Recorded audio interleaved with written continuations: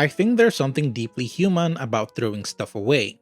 To part with something is to leave it behind, to forget it and move on. Everything we discard always has a bit of us inside, from that can of your favorite soda to the MP3 player you had in high school, to even more abstract things like relationships. Human beings are always taking up and leaving things behind. It's in our nature. And because it's in our nature, we rarely ever give it a second thought. It's just how things have always been. And in comes Gachiakuta, a series that breathes life into the concept of disposing things, giving us unique perspectives into the relationships people share with inanimate objects, and shows us how far such a concept can go. What happens when we throw things away? What do they feel? In Gachiakuta, these things we discard don't just vanish, they remain, waiting. At its core, Gachiakuta is a series about the relationships people share with inanimate objects, and it takes the idea of waste and gives it purpose, with each item having its own heart and memory. The lifespan of an object doesn't just end when it becomes trash. Instead, it becomes part of a new cycle, awaiting a different purpose. The series shares a lot with animism, the belief that objects, animals, places, and the likes all possess some kind of spirit within them. This spirit is what gives them agency, letting them make decisions to a certain degree and have influence over their environment. It's a spiritual concept with different iterations across cultures around the world, the Japanese being one of those cultures, as they even have practices that aim to preserve the life of the objects they hold so dearly, like the practice kintsugi, which is the art of repairing broken pottery with gold powder, bringing renewed life and beauty into them, showing that worth exists even in the most mundane of objects. Gachiakuta takes animism and drags it through a post-industrial nightmare. The upper-class people of the sphere and their shallow views of purity are quick to discard things without a second thought. The moment it's broken, it's dumped, never bothering to fix it because it would only diminish its beauty and value, a stark contrast to animism. And existing in such a world is Rudo, a boy who feels everything so strongly. Growing up under the careful guidance of his adoptive father Recto, he was taught to treat objects with respect, to value them, and understand the worth in the simplest of things. This becomes the crux of his moral compass, as he grew up being treated like trash because his father was a murderer, so he knows how it feels to be discarded. In a way, he sees a tiny bit of himself in all the trash that was never given the chance to do what they were meant to do. Rudo's empathy and sentiment is his act of rebellion against such a broken system, and it's that same sentiment that ignites the rage that fuels his desire for revenge, the pain he feels for being thrown into the pit and cast aside by the world he still cared for in his own way. Sentiment is the very blood that courses through the veins of the series, and it isn't just limited to Rudo. It's what gives life to both objects and the people that inhabit it. All the givers we see all embody sentiment in some way or form. From anger to detachment to whatever the hell Jabber is doing, we are shown such a wide spectrum of how people show their sentiments towards their vital instruments and the people around them. Sentiment is often portrayed through the lens of nostalgia. It's tied to the memories associated with that object or place. But Gachiakuta takes it a step further and frames sentiment as a declaration of value. It doesn't exist in the past, but instead acts as a vehicle to move forward. It's why the world feels so alive. Every object, person, and location feels like it carries history unbeknown to the reader. Anytime I see a new character come on screen, I'm always eager to see what their vital instrument is, how it functions, and what led them to having such a strong bond with an object. If you want to be really technical about things, Gachiakuta could be seen as a monster tamer / toy battler series. It does have messages that push the power of bonds, but instead of it being between a spunky kid and another creature or a deck of cards, it's between a really angry boy and everyday items. Rudo's power to give life to just about anything to help them fulfill their purpose acts as an extension of himself, who was raised to find value in the things around him. Whereas before awakening his power, he saw a bit of himself in every bit of trash, now he's able to put that bit of himself into them. The many ways givers, both good and bad, treat their vital instruments shows us a glimpse into their ideologies and way of life. From someone like Rio, who refuses to stain her vital instrument with blood so she comes packing heat just in case, to Jabber with an instrument able to affect him the same way it does his opponents, it's a power system that leaves you wanting to know more and more about the characters, no matter how little screen time they get. Like, why is this person's vital instrument a manhole cover? What would make you like it so much? It only makes me wonder. But if you were to ask me who my favorite iterations of sentiments would be, it would have to be Amo and Bundus.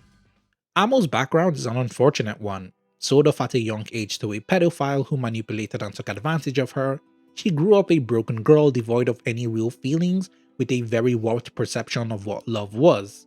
Her abuser was a giver who seemed to have a rather unhealthy relationship with his vital instrument, the very same instrument that would become hers after his very well-deserved death. Rather than wanting nothing to do with these boots, she claimed them for herself as they give her the strength to feel things again. To me, I see Amo's sentiment towards these boots as a reclamation of her life. The young girl gained clarity and understanding of the feelings she was devoid of for so long, using them to walk this new path she had chosen for herself. Rather than the user giving life to the instrument, it was the instrument that gave life to Amo. Thundus, on the other hand, shows us how sentiments can grow and change over time the more we get to experience life, and how, no matter how old you are, you will always be sentimental towards things. His vital instrument is that of a prosthetic arm he's had since he was young. As his views of the world have changed at different stages of his life, so did his instrument change to reflect that, gaining new functions and abilities to show for it. And while it may look like these hands are all different instruments, it's actually all part of one thing, and they all carry a piece of that very first arm he got. Despite his age, he didn't stop feeling any less for the things that had virtually been with him his whole life. Gachiakuta definitely gave me a new outlook on the way I treat my items and also made me wonder what my own vital instrument would be. It didn't take me too long to realize it would be this, my bootleg high-grade Gundam Barbatos, the very first model kit I ever bought with my own money. This was all the way back in 2020, and to say I was woefully unprepared would be an understatement. I didn't have nippers and resorted to using nail clippers to cut the pieces out of the runners. It was chaotic, messy, and hurt a lot, but after 2 days I had successfully built it, though it did suffer a few scratches and dents along the way. Ever since then, this kit has been by my side through thick and thin, even going through its own troubles too, like losing the arm clasp thingies that let it hold weapons, and the very awful panel lining job I tried doing, but it hasn't stopped me from loving it any less. While I have been able to get newer kits, yes, they're all bootlegs too, the feelings I've had for them do not compare to my first build, and while they found their way onto my shelf with cool poses, my Barbatos has remained on my desk by my side. This Barbatos means a lot to me. It was the very first thing I spent my money on that wasn't seen as a necessity. I'm one of those people that likes justifying all their purchases. It was suffocating, but buying and building it was one of the most liberating things I had ever experienced in all my years being alive. Obvious to say, it was my gateway drug into Gunpla. Yeah, it was either this or my bread maker. As for what the vital instruments would do, it would probably become like a metabot. Basic, I know, but if you guys have any creative ideas, I'd be glad to see them in the comments. And let me know what your vital instruments would have been and the story behind them. I'm super curious about them. Too bad you can't really post photos on YouTube, which is probably for the best because I would really like to see them. Gachiakuta's sentimentality doesn't just stop there, as it also extends to its themes of overconsumption. The people of this sphere are incredibly wasteful, quick to throw away something the moment it breaks, ready to replace it in a heartbeat. That something doesn't just stop at items but also people and their emotions too. All their waste finds its way down to the ground, which has become a toxic wasteland ravaged by literal monsters made of trash. Despite filled to the brim with garbage, the people of the ground are full of vitality and more in tune with their emotions. Sure, the bad still exists there, but there is a lot more comfort to be found in the ground compared to the sphere. It's an inversion of value. The sphere is obsessed with shallow purity and perfection, which leads to stagnation, while the ground has found meaning beyond the surface, resulting in their continued growth. It's easy to see where the sphere parallels our world in. Overconsumption, to put it bluntly, is ruining everything, with only like the same 5 companies benefiting from it worldwide. Online stores are flooded with awful 3D printed slop that tries to fulfill a very mundane function you'd be better off doing yourself. Fast fashion has led to massive landfills taking up deserts, we get a new iPhone every year with barely any changes, and now we've got AI trying to convince us we don't know how to do the things we've been doing for centuries. These spheres represent that endless loop of modern materialism and overconsumption. They make, they take, they dump without ever questioning the consequences because the dearth of their world is exported somewhere else. They find worth in newness and discard whatever they deem inconvenient. They consume because they can. Whereas the people of the ground only make do with what they need. Despite all the dangers of living on the ground, they have been able to find comfort in what they have, bringing life to the barren wastelands. And that's why Gachiakuta hits so well.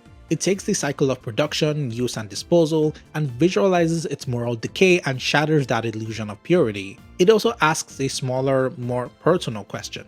If trash is so worthless to these ferrites, why is it such a big deal when someone digs into it? Why does the act of claiming what has been discarded provoke such hostility? That's because the act of reclamation threatens the system. To find value in waste is to challenge the entire structure of disposability. It means acknowledging that the system we have is terribly flawed, and the things we cast off still have meaning and maybe we're wrong for letting them go. To throw something away is to believe it no longer matters. But Gachiakuta reminds us that it's all important. It's a story about finding meaning in decay and beauty in a world deemed worthless. It's about the human act of remembering and holding on to the value of things, from people to their emotions. And maybe that's why it resonates with me so much, because I see a little bit of Rudo in myself, being angry and sentimental, clinging onto fragments of things I've lost. In the end, we're all just mosaics of all the things we've ever loved.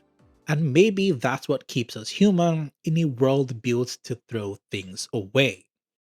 Anyway, that'll be it for this video. Be sure to leave a like and subscribe if you would like to see more content like this. And as always, this has been your very favorite slice of bread. Stay toasty.